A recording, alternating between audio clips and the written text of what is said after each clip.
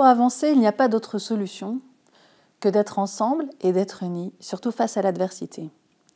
Et dans notre paracha Vayeshev, on présente une situation extrêmement difficile pour les enfants d'Israël, au sens propre, les vrais enfants d'Israël, les 12 garçons issus de Jacob.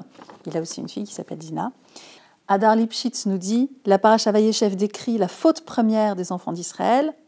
Les enfants d'Israël ont été jetés à un niveau moral extrêmement bas, dans un puits sec, dépourvu d'eau, un puits sec rempli de serpents et de scorpions. En décrivant la difficulté qui s'empare des enfants d'Israël dans notre paracha, Hadar Lipschitz nous parle et met en parallèle 3 femmes extrêmement importantes. D'une part, Tamar, et son histoire est également dans notre paracha.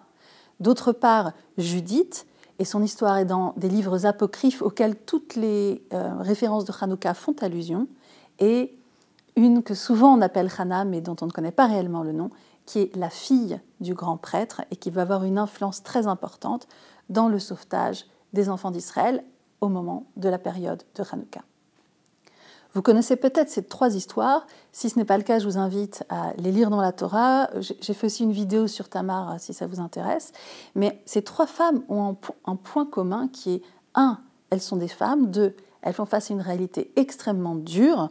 3, elles sont exclues par les hommes qui les entourent de leur capacité d'action. 4, elles entreprennent néanmoins des actions extrêmement fortes et très contestables. 5, elles sont critiquées par les hommes de leur entourage de façon extrêmement dure.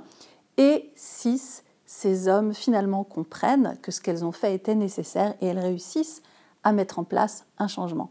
Et le dernier point, c'est que suite à ça, leur mérite rejaillit sur l'ensemble des femmes juives et justifie le fait que les femmes soient considérées au même titre que les hommes dans toutes les fêtes et tous les commandements relatifs à ces grands moments et à cette histoire.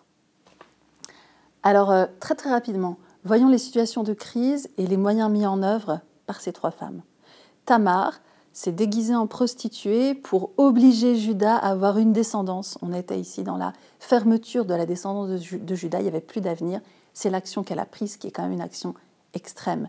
Judith s'est faite séductrice pour pouvoir sortir d'une ville en état de siège, aller séduire le responsable de l'armée ennemie et réussir à l'amener à un état de faiblesse qui lui a permis de l'assassiner.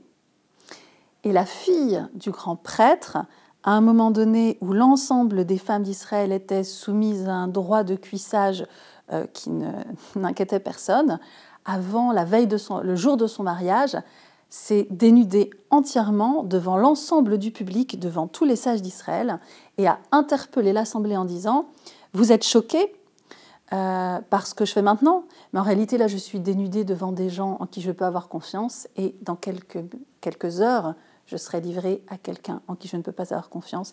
Il est temps d'agir. » À chaque fois, les hommes de l'entourage de ces femmes ont menacé, alors pour Tamar, oui, et pour la fille du grand prêtre, oui, de s'en prendre à elle directement.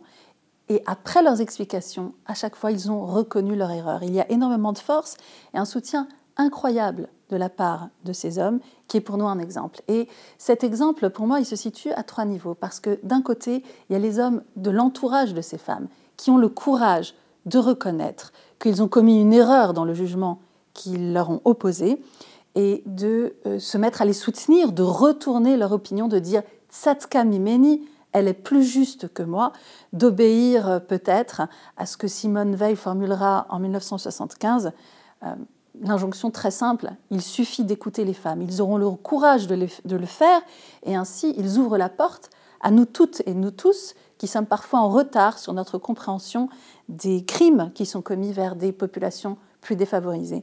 Ils rejoignent le train de la défense des femmes, même un peu tard, mais ils réussissent à y aller.